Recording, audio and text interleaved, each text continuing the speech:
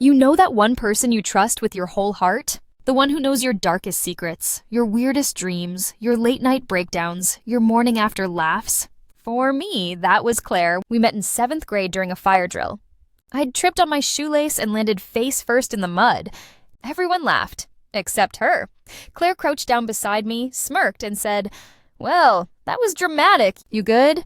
She handed me a tissue and didn't make a big deal out of it. That was the beginning. We were inseparable after that. Sleepovers, shared lockers, inside jokes that made no sense to anyone else. We had matching bracelets by 8th grade. Called each other twin souls by freshman year. And by the time college rolled around, we had our lives planned. Same campus, same dorm, same future. If you asked me back then, I'd have said she'd be my maid of honor one day. Godmother to my kids. My forever person, just without the romance. But forever, it has a funny way of falling apart. At first, it was just distance. We graduated and got our first real jobs. Different cities, different industries, but we still called each other every Sunday, no matter what. We even joked that we were long-distance besties. She'd tell me about the chaotic world of fashion PR in LA. I'd vent about my startup boss in Chicago. But then, she stopped calling back right away. Our Sunday calls turned into Tuesday texts. Then silence. For days. At first, I told myself it was just life. We were busy. Adults now. Priorities shift, right?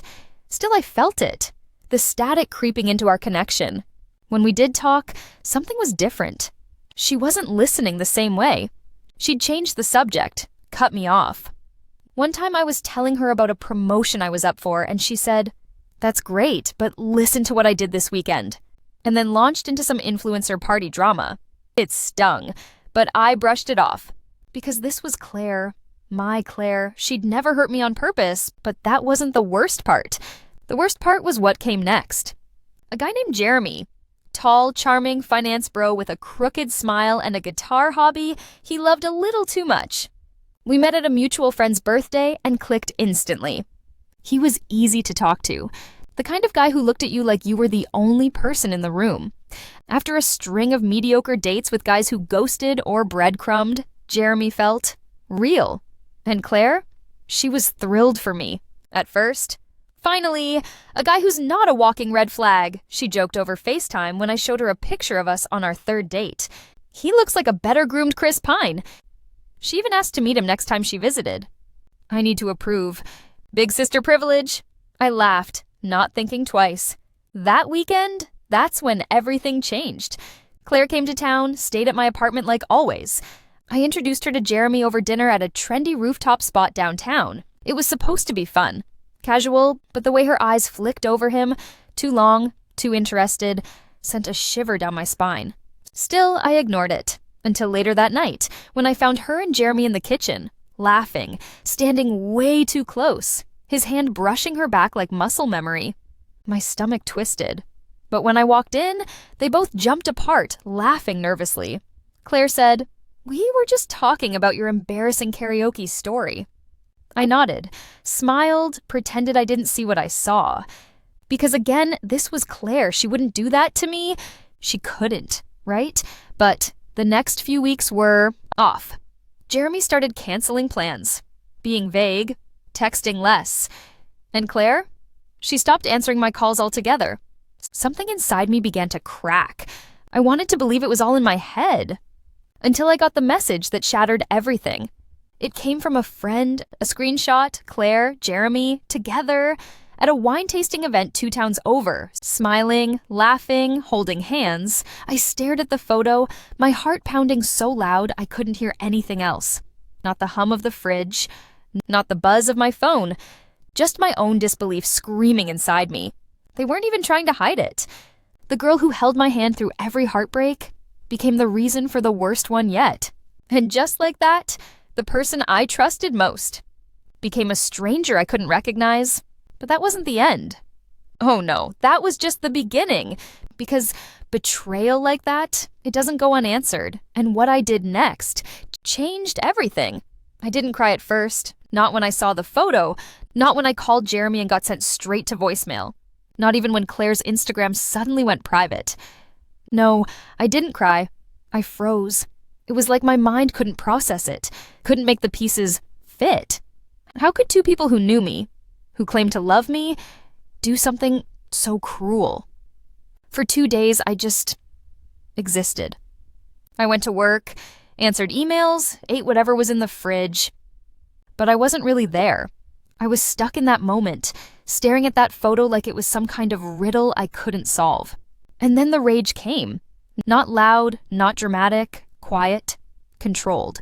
The kind that sharpens you. I didn't want revenge at first. I wanted answers. Closure. A reason. So I did what any heartbroken, betrayed best friend would do.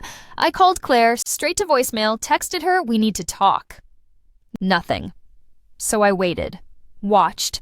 Monitored her socials from a backup account. Yeah, I know how that sounds, but tell me you wouldn't. And what I saw? That's when I knew this wasn't a mistake. It was a choice. She posted a story 2 days later, her laughing in a candlelit restaurant, Jeremy's shoulder just barely visible in the frame. The caption?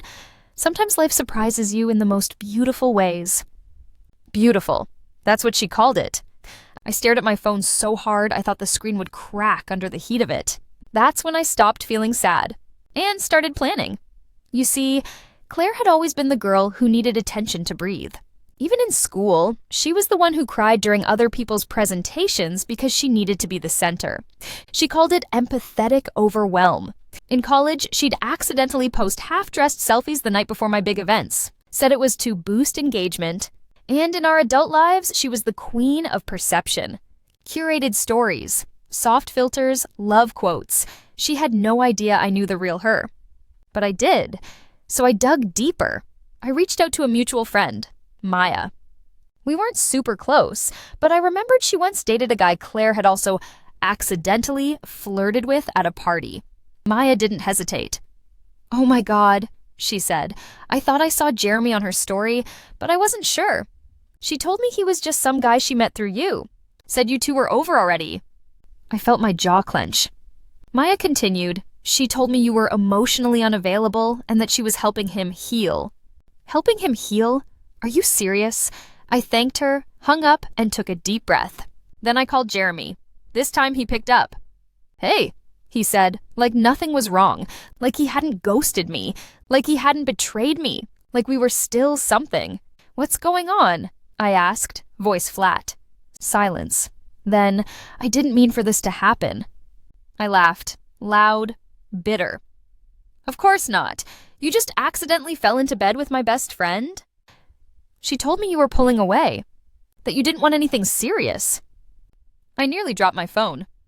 "She lied, Jeremy. She knew exactly what she was doing." He didn't respond because he knew I was right.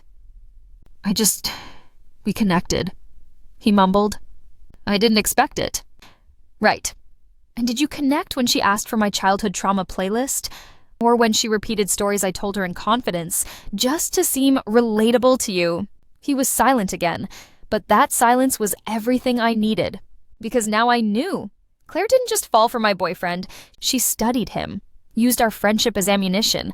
And he, spineless, weak, let her. That night, I sat at my kitchen table until 3 a.m. with a notebook and a bottle of wine.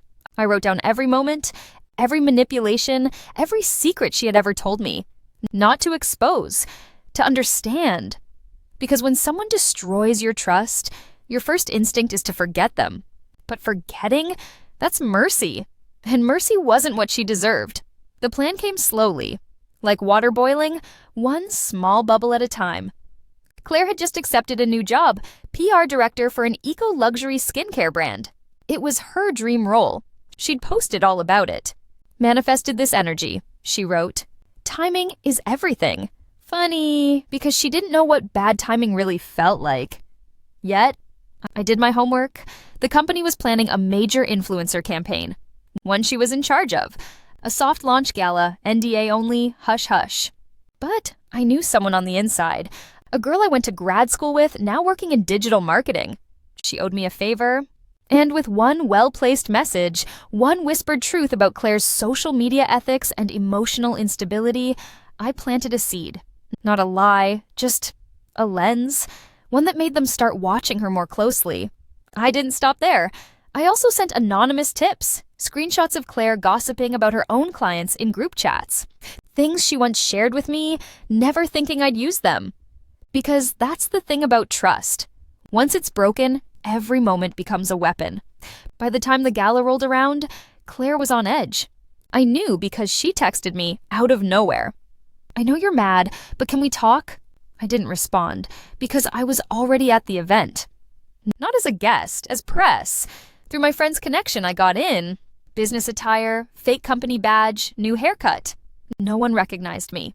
Not even Claire, not at first. She walked past me in a floor-length emerald gown, glowing under the lights, speaking to a crowd like she was the queen of some perfect life. But when she saw me, really saw me, her face cracked, only for a second. Then she smiled, walked right up to me. "Wow," she said sweetly. "Didn't expect to see you here." I smiled back. Neither did I, but I heard this brand was really good at hiding its ugly parts. Her smile flickered, then someone called her name and she walked away, back into the spotlight. But little did she know, her spotlight was about to become a microscope. The night of the gala ended like a dream slipping into a nightmare. Claire floated through the event like she was born for it, laughing, twirling her wine glass, posing for photos with influencers and execs. But behind the smiles, I could see it. The tension in her shoulders, the flick of her eyes scanning the crowd every few seconds. She knew something was off, but she didn't know what. Not yet. The next day, it started unraveling. The brand's legal team got an anonymous packet. Screenshots, Slack conversations, confidential client gossip Claire had shared casually over drinks, and posts from a now-deleted alt account where she'd joked about polishing trash into diamonds for her clients. I didn't have to do much. Just organize what she'd already handed me over the years. They put her on immediate leave pending internal review. Her dream job, cracked like porcelain, but it still wasn't enough. Because even as she spiraled, she was still with Jeremy, posting vague affirmations.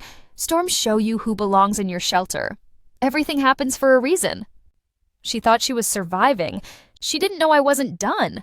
I waited another week. Then I invited her to coffee. I needed the confrontation. Not for closure, for clarity. She arrived wearing oversized sunglasses and an outfit trying too hard. Sat down like she still owned the room. "Wow," she said. "So this is happening?" I looked at her. Really looked. Gone was the best friend who helped me build pillow forts and stayed up till 3 a.m., whispering about fears and crushes. In her place was someone I didn't recognize, a stranger who weaponized loyalty and smiled through sabotage. I said nothing, so she filled the silence. "I'm sorry, okay?